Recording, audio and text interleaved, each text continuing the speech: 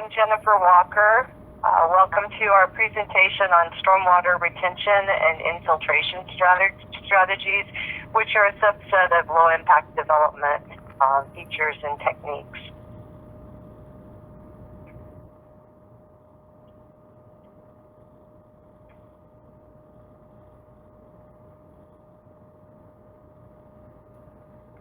I'm president of Watearth, a water resources and green infrastructure firm, and we specialize in water resources and low-impact development projects.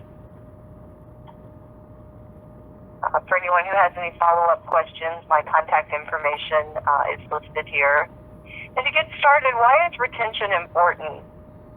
If you think about the difference between retention and detention, I like to consider detention in terms of a high school student that gets in trouble, gets sent to detention.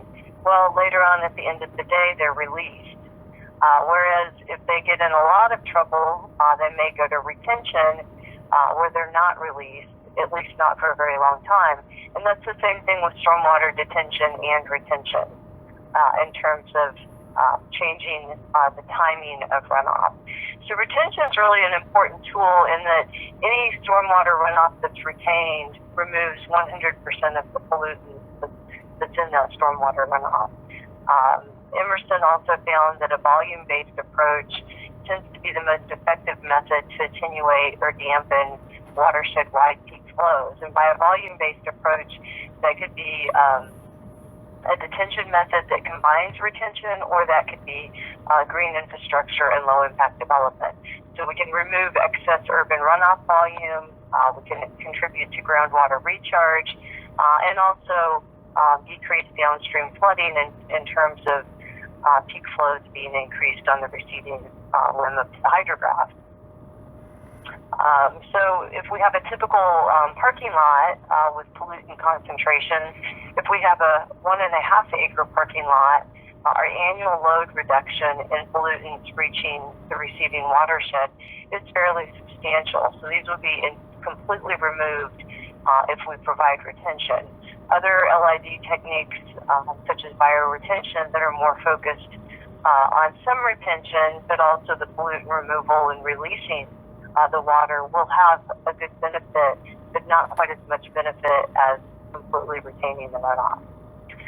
So in terms of downstream impacts to peak flows, development can increase, even with detention, can increase peak flows combined downstream of the project, leading to flooding as well as hydromodification issues. So there are detention-based methods to deal with the excess urban runoff volume. In the upper graphic, it's from a project we worked on for the city of College Station, looking at where in the watershed detention would or would not require or cause downstream impacts. So of course, it's still important to incorporate low-impact development type techniques to address hydromodification and water quality. Other methods like the volumetric design procedure shown in the lower graphic can address the excess urban runoff volume by changing their timing of release and really restricting discharges from the detention basin.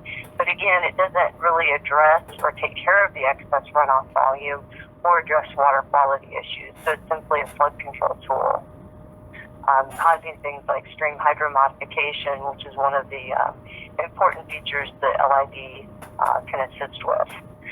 So if we look at water budget, that's an important component of retention methods and retention calculations.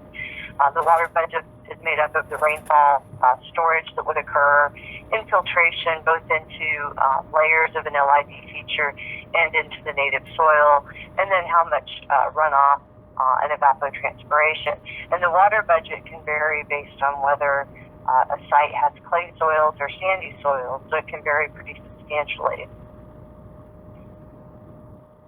We'll go through several case study projects. All of them have different hydraulic conductivity or infiltration rates of the native soil, and all had a different focus.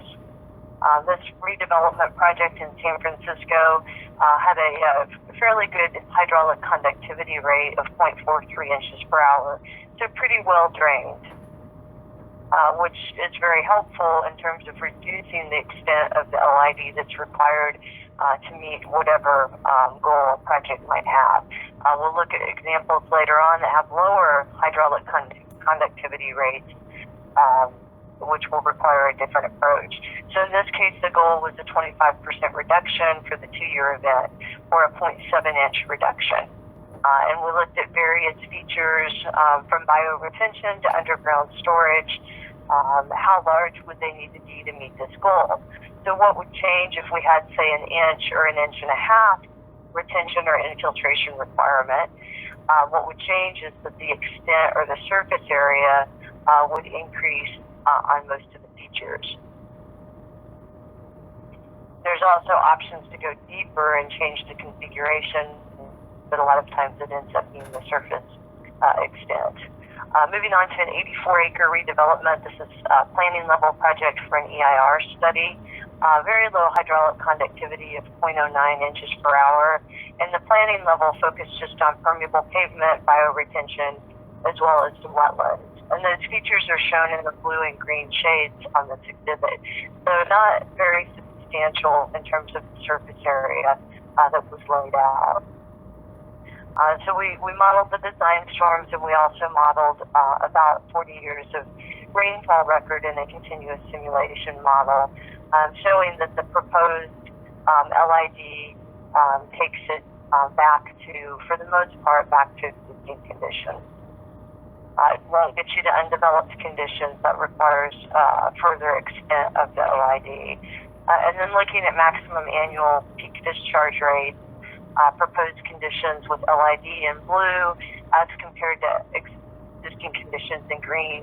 Again, generally for the most part, the maximum annual peak discharge is less than existing conditions. Now, if we wanted to go back to undeveloped conditions, and we'll see a project that accomplishes that, we would require additional LID implementation.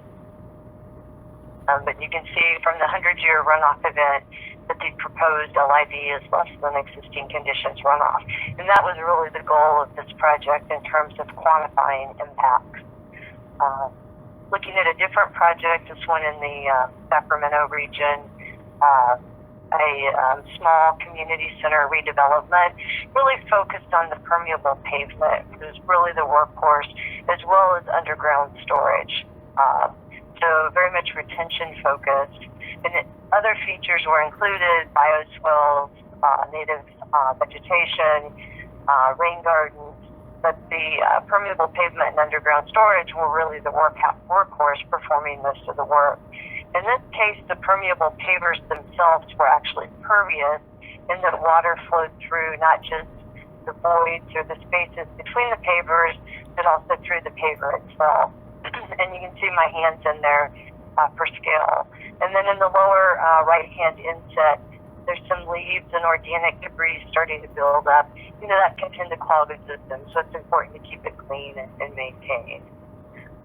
Underneath the permeable pavers, we have an underground storage system. This was the Kudos system. There are other systems that work very similarly. And the benefit of these manufactured systems over gravel is that they are completely available for storage, whereas with gravel, we're relying on the void space. Here we are under construction. You can see on the right-hand side, about midway through, an overflow inlet. It's always good to build in safety features in case of clogging or other issues.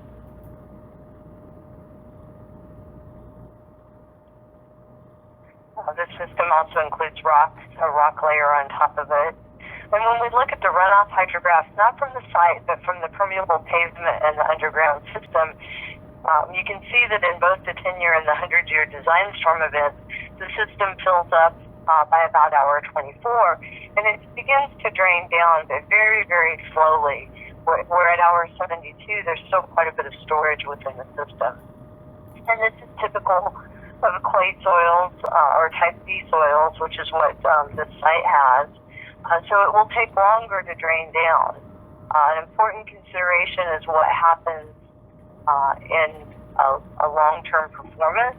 We always like to look at the continuous simulation model to make sure that we get the drain down between events and accomplish the annual goals and not just the design storm goals. Similar site in the same location, same client, different community center. This system is dominated by the porous asphalt.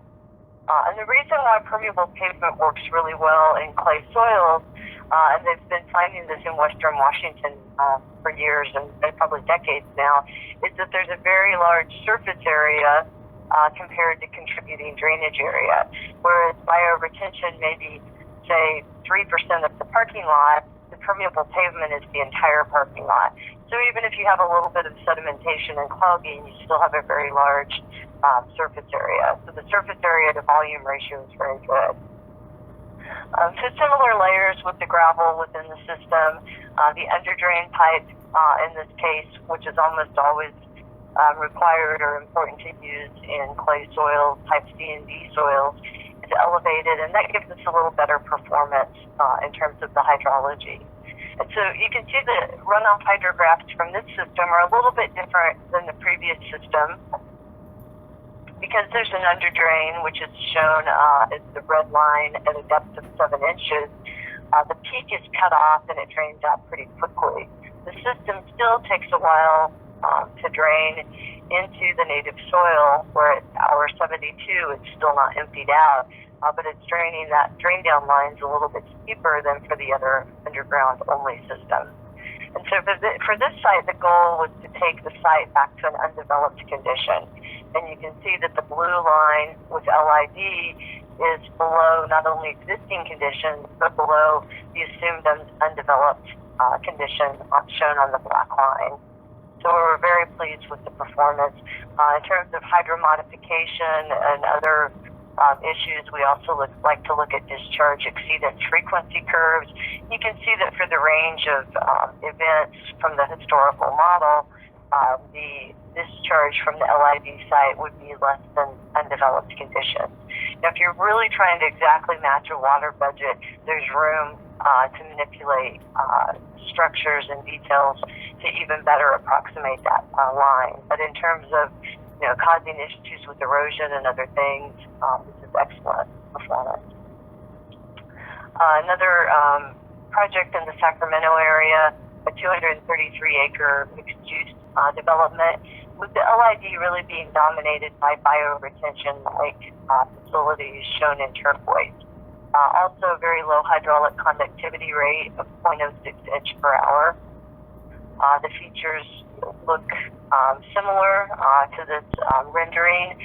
They vary a bit depending on exactly where they are in the development, but generally a bioretention or vegetated swell-like detail.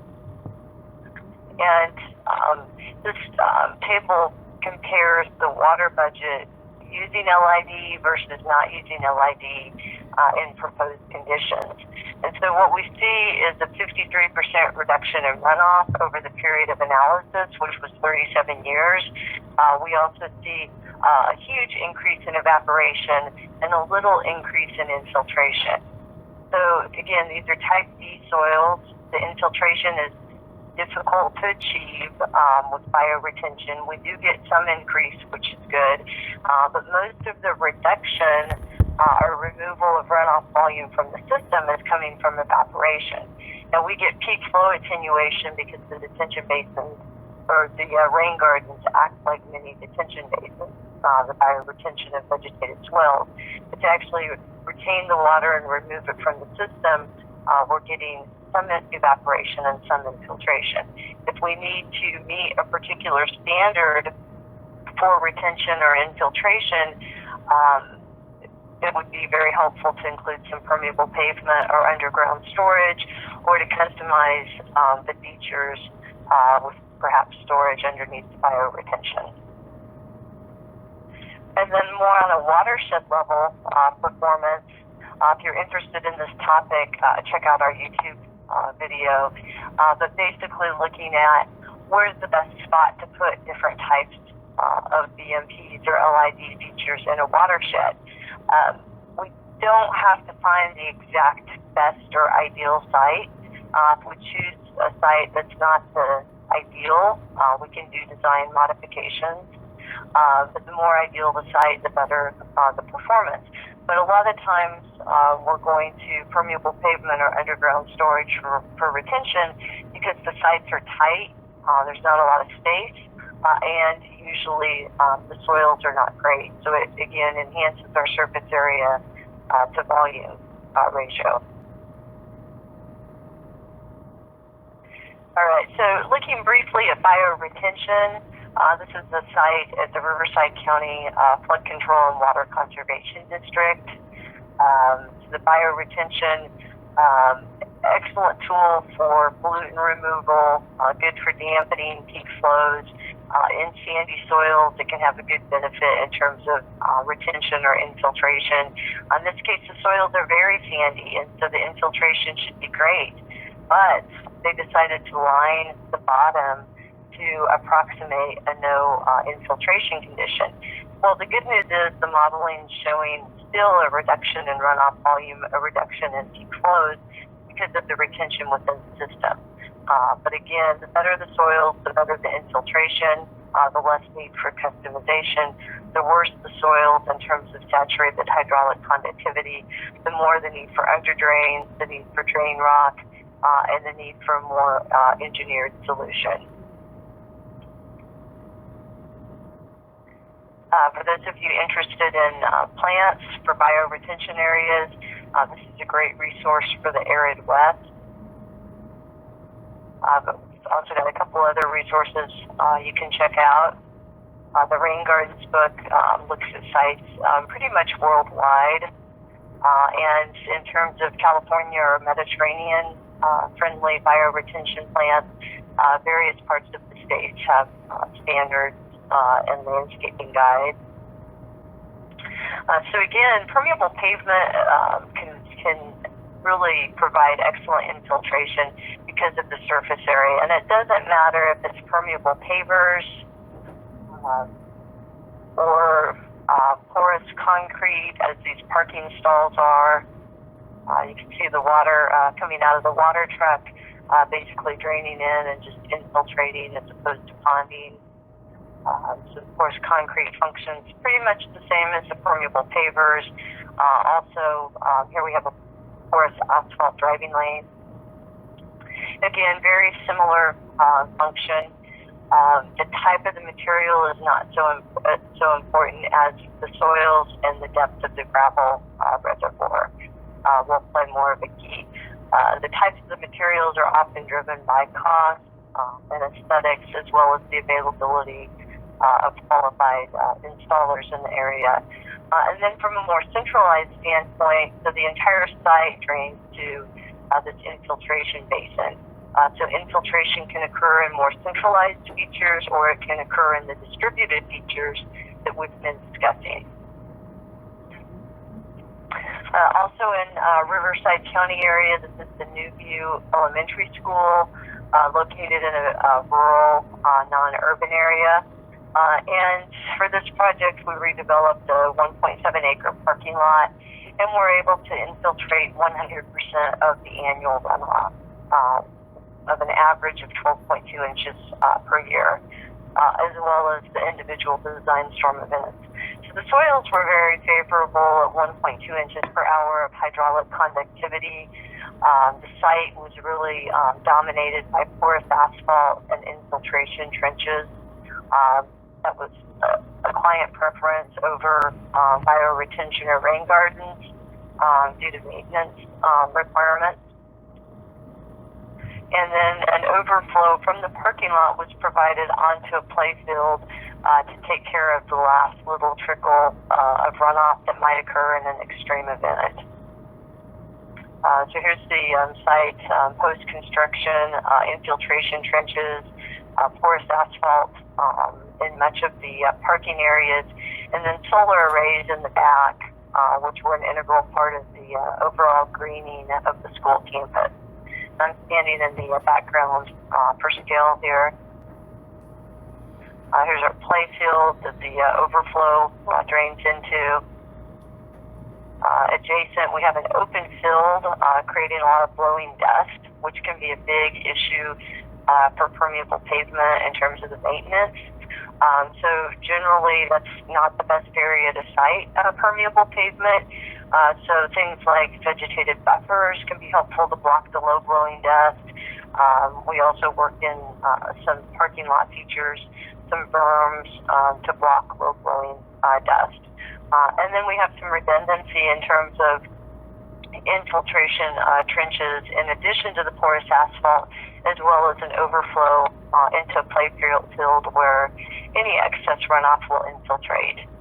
But in this case, a vegetated buffer with an elevated berm to block low-blowing dust, using low-water adapted plants. So it's a very gentle berm. The berm can be very helpful to get things elevated. Ideally, it's very densely planted and stacked, but in many cases, you might have site visibility issues. We also have to be careful not to have large trees near the solar arrays. These are western red buds, which are appropriate for parking lots and right-of-way, and not too large with the solar arrays. Here's one of the dust-blocking berms. We've got a curve in the background to block dust from the adjacent field. But maintenance is very important. So we've got three components to long-term performance being successful, and that includes the design, the construction, and the maintenance. And if we're missing one thing, the long-term success can be affected. So pre-treatment can be helpful to concentrate sediment and provide a location for maintenance. If operations and maintenance are uncertain, building in safety factors can be very helpful. At the Oakland Fire Station number 1, the driving lane for the fire trucks was constructed out of pervious pavers, which were actually cheaper than traditional pavement. But because they're not planned to be maintained, the overflow was designed to drain into a bioretention area. It was actually sized to treat the entire parking lot. So there's a slot drain in the foreground that picks up any runoff from the porous pavers driving lane and directs it into the rain garden or bioretention. So the safety factors and redundancy can be very helpful.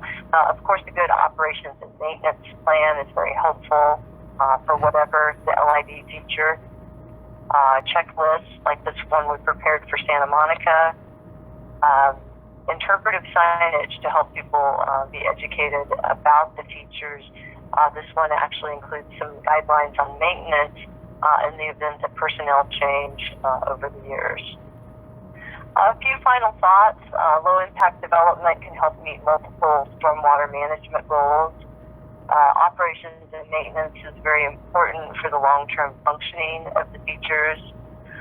If we have a sandy soil site, almost any LID feature can work from a hydrology standpoint or to emphasize infiltration and retention. For sites that have clay soils, we tend to get better performance from those features with large surface areas, and so that can lead us to permeable pavement and underground storage. Thank you for your time. I appreciate your participation. And if anyone has any follow-up questions, don't hesitate to contact me. Thank you so much.